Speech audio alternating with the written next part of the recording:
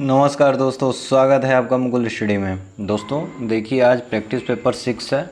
इससे पहले मैंने 5 प्रैक्टिस पेपर अपलोड कर दिया है, आप जाके प्लेलिस्ट से देख लीजिएगा। ओके। और दोस्तों इसमें एक बात और है कि मैंने 2021 का ये जो 22 में जो पेपर हुआ है ना पेट का, तो मैंने उसका भी आपको लेक्चर अवेलेबल उसी में जो इसमें प्लेलिस्ट है पेट एग्ज़ाम का, उसमें अवेलेबल करा दिया है। तो आप लोग उसमें ये देख सकते हैं कि पेपर का पैटर्न कैसा था, कैसा क्वेश्चन आया था। ठीक है, तो एक आइडिया मिल जाएगा आपको कैसे पढ़ना है, कैसे क्या करना है। ओके, ठीक है, चलिए आगे चलते हैं। ओके, देखिए पहला क्वेश्चन है, किस वृक्ष के नीचे रानी माया देवी ने गौतम बुद्ध को जन्म दिया? किस वृक्ष के नीचे? देखिए ये साल का वृक्ष था। ठीक है, साल का वृक्ष था और 563 ईसा पूर्व बुद्ध का मतलब महात्मा बुद्ध का जन्म हुआ था। और देखिए ये अशोक के जो रोमन देई स्तंभ लेख है ना, इसमें गौतम बुद्ध के जन्म का स्थान लुम्बिनी का वर्णन किया गया है। तो ये याद रखिएगा। तो आपका साल का वृक्ष ऑप्शन नंबर डी सही है। आगे बताइएगा, अशोक के शासनकाल की सबसे महत्वपूर्ण घटना कलिंग। ठीक है, आधुनिक युग डॉट डॉट और विजय थी जो उनके जीवन का महत्वपूर्ण परिवर्तन सिद्ध हुआ। बताइए कहाँ की थी?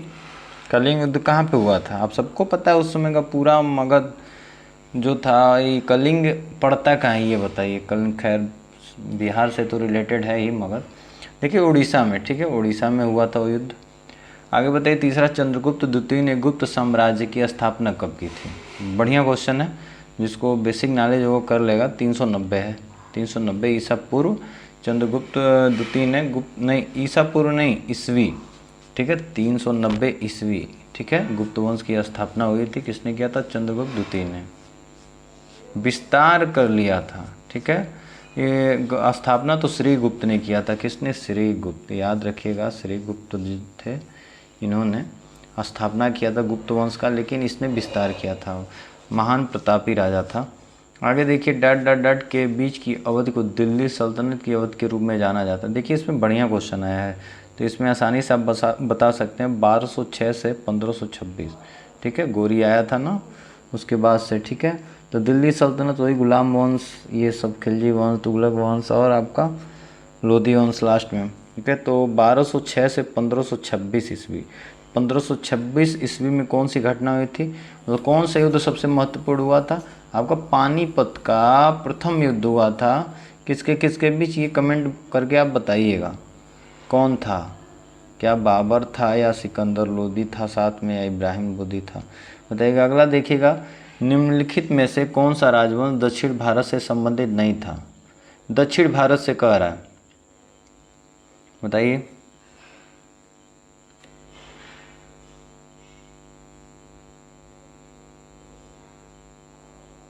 देखिए पाल वंश जो था ये बंगाल से था, आप सबको पता है, ये बंगाल से था, दक्षिण भारत से संबंध नहीं था इसका। ठीक है, आगे देखिए, निम्नलिखित में से किस संधि के परिणाम स्वरूप तृतीय एंग्लो मैसूर युद्ध समाप्त हो गया? ठीक है, तृतीय कौन सा है युद्ध? आपका एंग्लो मैसूर युद्ध। बताइएगा।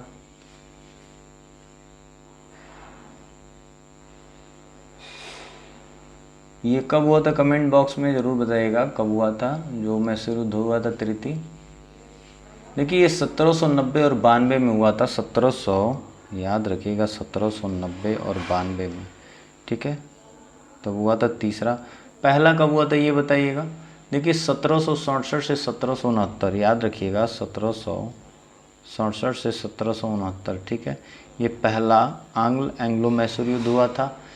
ठीक है, दूसरा हुआ था 1780 से 1784। दूसरा हुआ था 1780 से 84, और तीसरा आपको भी बताएं 1790 से 92 में। ठीक है, 1790 से 92 में। तो कौन सी संधि से ये समाप्त हुआ था युद्ध? बहुत ही इंपॉर्टेंट है, बहुत ही ज़्यादा इंपॉर्टेंट है, बताइएगा। देखिए श्रीरंगपट्टनम की संधि, ऑप्शन नंबर ए सही है। श्रीरंगपट्टनम की संधि, ओके, ऑप्शन नंबर ए सही है। चलिए ठीक है, देखिए आगे सातवां है, भारत डॉट डॉट डॉट इसमें ब्रिटिश साम्राज्य के प्रत्यक्ष शासन के अधीन आ गया था। आप सबको पता है 1857 का युद्ध हुआ था। ठीक है, उसके बाद 58 में क्या हुआ था? ब्रिटिश क्राउन ने अपने हाथों में सारा बागडोर ले लिया था। ठीक है, ईस्ट इंडिया कंपनी से लेके अपने हाथों में ले लिया। तो 1858 होगा। ठीक है, 57 न मारिएगा, ऑप्शन नंबर बी सही है। फिर आगे 8वां डैश में ईस्वी में इंग्लैंड की रानी को भारत की महारानी घोषित किया गया। भारत की महारानी कब घोषित किया गया था? देखिए ये 1876 में, 1876 में याद रखिएगा, कन्फ्यूज़न में ना आइएगा। 1876 में जो ब्रिटेन की महारानी थी उनको भारत की महारानी घोषित किया गया था, रानी को। आगे देखिए निम्नलिखित में से कौन सा विद्रोह ब्रिटिश शासकों द्वारा लगाए गए प्रतिबंधों के विरुद्ध नहीं था? कौन सा विद्रोह नहीं था? आप सबको पता है नक्सलवाड़ी विद्रोह, ये आपस में ही मतलब जो भी लोग जाते थे सबसे लड़ जाते थे, ठीक है। चलिए आगे बताइएगा, होम रूल लीग के संस्थापक कौन थे? 2 लोग थे, एक एनी बेसेंट, एक आपके बाल गंगाधर तिलक। तो इसमें से देखिए एनी बेसेंट दिया हुआ है, तो ऑप्शन नंबर बी सही है, ठीक है। ऑप्शन नंबर बी सही है 10वां का, ओके। ऑप्शन नंबर बी सही है, एनी बेसेंट 10 का बी सही है। और नहीं तो अगर आपका वो भी उनका भी नाम दे देता ना, बाल गंगाधर तिलक जी का, तो वो भी किए थे, दोनों लोग किए थे। सबसे पहले तो बाल गंगाधर तिलक किए, उसके बाद जैसे वो मई में करते हैं या मार्च में करते हैं, और सितंबर में ये होम रूल लीग की स्थापना करती हैं एनी बेसेंट, ठीक है। इनका थोड़ा बड़ा रहता है, ओके। आगे देखिए 11, डाटा नामक ग्रीक भाषा से आया जिसका अर्थ है सिंधु नदी के पार का क्षेत्र। बताइए कौन सा? देखिए इंडिया, ठीक है, इंडिया, सिंधु नदी के पार का क्षेत्र इंडिया, इसी नाम से आया था। भारत के उत्तर में 3 पर्वतीय क्षेत्रों का दक्षिणी भाग बाहरी हिमालय है, जिसे कहा जाता है, बताइए क्या कहा जाता है? Shivalik range, Shivalik range, okay. Option number B सही है। आगे देखिए हिमाचल प्रदेश की दूसरी राजधानी क्या है? ठीक है, शिमला है, और एक और कौन सी है बताइएगा। देखिए आप सबको पता है धर्मशाला है, यहाँ क्रिकेट भी होता है, धर्मशाला। ऑप्शन नंबर बी सही है, ऑप्शन नंबर 13 का बी सही है। देखिए आगे, जापान की सहायता से निर्मित पैथन जायकवाड़ी जल विद्युत परियोजना किस नदी पर है? मोस्ट इंपॉर्टेंट क्वेश्चन है, गोदावरी नदी है, ऑप्शन नंबर डी सही है। आगे बताइएगा, 15 उपजाऊ गंगा मैदान समृद्ध मिट्टी से बना है। किस मिट्टी से बना है? कछारी मिट्टी, ओके। तो ठीक है दोस्तों, देखिए इसमें एक सूचना है, अगर आपको क्वेश्चन समझ में आ रहा है तो वीडियो को लाइक करिए, सब्सक्राइब करिए और ज़्यादा से ज़्यादा शेयर करिए, ठीक है।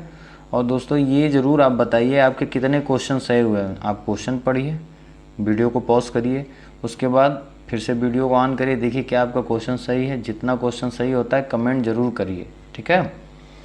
चलिए आगे, कछारी मिट्टी हो गया।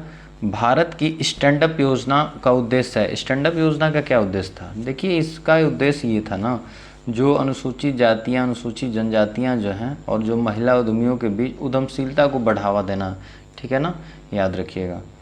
चलिए 17 का, भारत सरकार द्वारा भुगतानों को, ठीक है, आसान बनाने के लिए एक भुगतान स्थानांतरण प्रणाली शुरू की गई। बताइएगा कौन सी प्रणाली है? 17 का पूछ रहा है।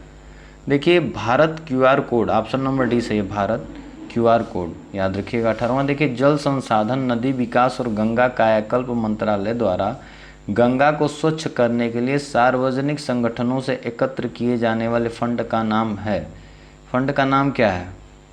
देखिए Swachh Ganga fund, option number C. ये तो समझिए कि ये फर्जी चीज़ें हैं, कुछ होने वाला नहीं है गंगा का, वैसी की वैसी रह गई है, करोड़ों का घोटाला हो चुका है, और ये लोग भी तो कर ही रहे हैं, खूब कर रहे हैं। आगे देखिए 19, भारतीय खाद्य सुरक्षा एवं मानक प्राधिकरण मुख्यालय कहाँ स्थित है? भारतीय खाद्य सुरक्षा एवं मानक प्राधिकरण, बताइए कहाँ स्थित है? देखिए ये नई दिल्ली में स्थित है, ऑप्शन नंबर सी सही है। आगे देखिए 20वां डॉलर को एक राष्ट्र एक कर और एक बाजार का सिद्धांत माना गया, 20 का। देखिए वस्तु एवं सेवा कर, GST, ठीक है, वस्तु एवं सेवा कर। 21वां बताइएगा, ई गवर्नेंस क्या है? ई गवर्नेंस क्या है? देखिए ये प्रौद्योगिक संचालित शासन है, प्रौद्योगिकी संचालित शासन, ऑप्शन नंबर ए सही है। आगे बताइए, किस देश को मुख्य रूप से कम्युनिस्ट माओवादी दलों द्वारा शासित किया गया था? आप सबको पता है कम्युनिस्ट कहाँ पे थे, हैं भी, चीन है, जो आपका बी सही है। अगला 23वां कह रहा है, वर्ष 1976 में 42वें संविधान संशोधन द्वारा भारतीय संविधान की प्रस्तावना में कौन सा शब्द जोड़ा गया? आप सबको पता है कौन सा जोड़ा गया, बताइएगा। देखिए समाजवादी और धर्मनिरपेक्ष, ऑप्शन नंबर ए सही, समाजवादी और धर्मनिरपेक्ष, ओके। आगे बताइएगा, भारत की राष्ट्रीय प्रतिज्ञा के रचयिता थे? भारत की राष्ट्रीय प्रतिज्ञा के रचयिता थे, कौन थे? 24 का। देखिए पीडी मारी वेंकट सुब्बा राव जी थे, ठीक है, पीडी मारी वेंकट सुब्बा राव भारत की राष्ट्रीय प्रतिज्ञा के रचयिता।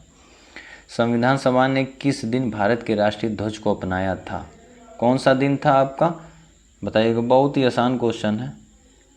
देखिए 22 जुलाई 1947 को, 22 जुलाई मतलब 1947 को, 22 जुलाई 1947 को अपनाया था। कन्फ्यूजन न हो जाएगी 26 जनवरी से। ओके, 26वां बताइएगा, वायु की गति मापने का यंत्र है। बताइए वायु की गति कौन मापता है? आप सबको पता है एनीमोमीटर है, वायु की जो गति होती है ना, इसको नापता है एनीमोमीटर। ओके, चलिए आगे।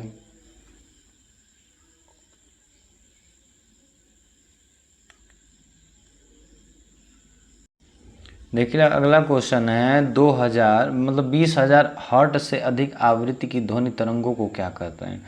बहुत ही तगड़ी तरंगे हैं। देखिए पराश्रव तरंगे 20,000 हर्ट्ज से अधिक आवृत्ति की ध्वनि तरंगों को पराश्रव तरंगे कहते हैं, याद रखिएगा। आगे वनस्पति तेल के हाइड्रोजनीकरण में प्रयुक्त उत्प्रेरक है, कौन सा उत्प्रेरक है? Na है, निकेल है, ठीक है, Na है। आगे देखिए वृषण टेस्टिस द्वारा स्रावित नर लिंग हार्मोन है, कौन सा होता है? एस्ट्रोजन या प्रोजेस्टेरॉन? बताइएगा। देखिए एस्ट्रोजन किसका होता है या प्रोजेस्टेरॉन? बताइए। देखिए टेस्टोस्टेरॉन होता है जो वृषण व टेस्टिस द्वारा स्रावित नर लिंग हार्मोन है, ठीक है। 29 का आपका ए सही है। एक लिंगी पुष्प के लिए निम्नलिखित में से एक उदाहरण है। एक लिंगी पूछ रहा है, देखिए पपीता ही हो गया ना आपका एक लिंगी, ठीक है, पुष्प का उदाहरण हो गया। आगे देखिएगा मैथ का, देखिए क्वेश्चन आ गया, मैथ तो करना नहीं है, मैथ आपको मैं एक दिन करा दूंगा। देखिए आगे 36वां हिंदी का है, चांदनी चौक में कौन सी संज्ञा है? चांदनी चौक नाम में ही है, देखिए व्यक्तिवाचक संज्ञा है ना। आगे निम्नलिखित में से कौन सा विलोम की दृष्टि से सही नहीं है? उत्कर्ष, अपकर्ष, सुबुद्धि, असुबुद्धि। देखिए 37 का कौन सा आपका? 37 का ए ही जो है गलत है, सुबुद्धि दिया है, सुबुद्धि दिया है, ठीक है। कीर्ति का अपकीर्ति, आरोह का अवरोह, आप सबको पता है। 38 देखिएगा, सुमेल करने के लिए बोल रहा है। करे तलवार टेढ़ा तरु पदु, वृक्ष प्रवीण वक्र कृपाण, बताइएगा। 38 का बताना है आपको। देखिए तलवार का आपका कृपाण होता है, तलवार का आपका कृपाण हो जाएगा। टेढ़ा का क्या हो जाएगा? वक्र होता है, आप सबको पता है। और देखिए तरु का क्या हो जाएगा? वृक्ष होता है, तरु क्या होता है? वृक्ष होता है। और पटु क्या हो जाएगा? प्रवीण हो जाएगा, पटु क्या होगा? प्रवीण हो जाएगा।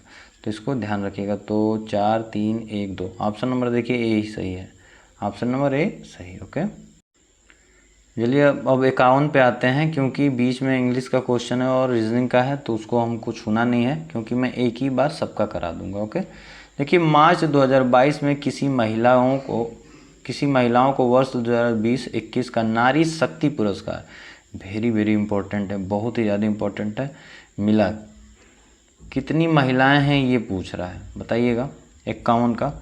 देखिए 29 महिलाएं थीं, आप सबको पता है, बहुत ही करंट में रहा था। आगे 52 का निम्न में से किस राज्य में शयन मुद्रा में भगवान बुद्ध की सबसे बड़ी मूर्ति 100 फीट बन रही है? बताइए कहाँ पे बन रही है? देखिए बिहार में, एक ही तो राज्य है मगर, बिहार। हाल ही में किस देश के पूर्व राष्ट्रपति रफीक तरार का 92 वर्ष की आयु में निधन हो गया? खैर ये तो इम्पोर्टेंट तो नहीं है, लेकिन ऐसे जान लेते हैं हम लोग भारत के परिप्रेक्ष्य में, ठीक है। ये पाकिस्तान है, पड़ोसी है, तो जानना तो ज़रूरी है। 54 का देखिएगा, हाल ही में कौन बोल्ट जुमान पदक से सम्मानित किया गया? कौन था, किसे पाया गया है? देखिए ये प्रोफेसर दीपक धर, ऑप्शन नंबर सी से, ये प्रोफेसर दीपक धर। ओके, 55 का बताइएगा, मार्च 2022 में किस राज्य सरकार ने भारत के पहले ई वेस्ट इको पार्क बनाने की घोषणा की? ठीक है, मार्च 2022 में किस राज्य सरकार ने भारत के पहले ई वेस्ट इको पार्क, बहुत मतलब वेरी इंपॉर्टेंट, ऐसे ही क्वेश्चन देखिए परीक्षा में आएंगे, इसको याद रखिएगा। देखिए दिल्ली है, ऑप्शन नंबर सी सही है, दिल्ली है। शिक्षा मंत्रालय द्वारा सांस्कृतिक विविधता को बढ़ाने के लिए हाल ही में कौन सा अभियान शुरू किया गया? बताइए कौन सा अभियान? देखिए भाषा certificate selfie. Okay, option number A सही है, भाषा सर्टिफिकेट सेल्फी, भाषा सर्टिफिकेट सेल्फी। ओके, तो तो इसको याद रखिएगा। 57 देखिएगा, प्रतिवर्ष राष्ट्रीय विज्ञान दिवस किस दिन मनाया जाता है? 28 फरवरी को। 28 फरवरी को किसका जन्मदिन पड़ता है ये बताइएगा आप लोग। 57 का आपका कौन सा सही है? बी सही है, 28 फरवरी, ऑप्शन नंबर बी सही है। ओके, देखिए हाल ही में किस राज्य में भारत का पहला एल्कोहल म्यूजियम खुला? देखिए जब भी पहला वर्ड आ जाए ना, कहीं भी पहला वर्ड आ जाता है तो इम्पोर्टेंट के लिए बहुत ही ज़्यादा इम्पोर्टेंट हो जाता है, ठीक है। तो बताइए कहाँ पे खुला है पहला एल्कोहल म्यूजियम? 58 का। तो देखिए गोवा में खुला है, गोवा में लोग तो जाते हैं एल्कोहल के लिए। चलिए 59 बताइए, केंद्र सरकार द्वारा की गई घोषणा के अनुसार भारत के बाहर किस देश में पहला IIT संस्थान खोला जाएगा? भारत के बाहर कहाँ भी खोला जा सकता है, क्या लग रहा है आपको? देखिए UAE में, ठीक है, UAE में, ये आपका कतर कंट्रीज जो है, मतलब गल्फ जो कंट्रीज हैं, ठीक है, कतर के बगल में ये UAE। ओके, निम्न में से किसे दादा साहेब फाल्के अंतर्राष्ट्रीय फिल्म पुरस्कार 2022 में फिल्म ऑफ द ईयर के लिए चुना गया? 60 का वेरी इंपॉर्टेंट क्वेश्चन है। Pushpa the rise, option number B सही, पुष्पा द राइज को चुना गया। ओके, जिसमें था झुकेगा नहीं, बहुत ही चला था सोशल साइट पे। आगे देखिए, रामानंद सागर की रामायण एक टीवी श्रृंखला 1986 से 88 में सीता की भूमिका किसने निभाई थी? बताइए कौन थी? देखिए 61 का कौन सा सही है? Deepika Chikhlia, option number A सही, दीपिका चिखलिया। 62 बताइएगा, भारत को किस वर्ष में विश्व स्वास्थ्य संगठन WHO द्वारा पोलियोग्रस्त देशों की सूची से निकाल दिया गया? किस वर्ष निकाला गया था कि पोलियो यहाँ पे अब लोगों को नहीं हो रहा है, उस सूची से बाहर हो गया, ठीक है। देखिए वर्ष 2012 में ही हम लोग अचीव कर लिए थे, कांग्रेस की गवर्नमेंट थी तभी, ठीक है। बहुत ही अच्छा कांग्रेस ने इस पर काम किया था। ओके, आप सबको पता है पोलियो ड्रॉप घर घर जाके लोग पिलाए थे। ओके, बहुत ही अच्छा इनिशिएटिव था।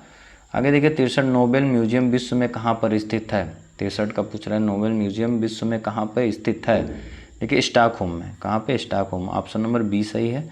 63 का बी सही है। 64 का बताइएगा, पवित्र शहर मक्का कहाँ पे स्थित है? बताइएगा, बढ़िया क्वेश्चन है और सऊदी अरब में है, ठीक है। कहाँ है मक्का? सऊदी अरब में।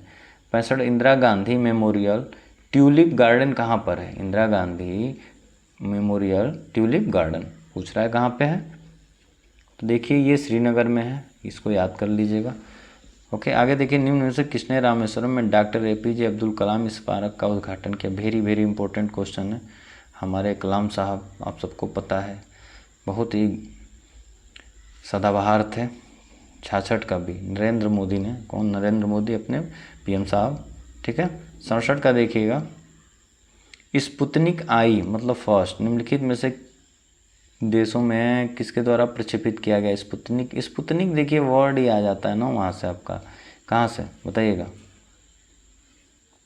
सोवियत संघ यानी कि रूस से। ओके, सोवियत संघ से।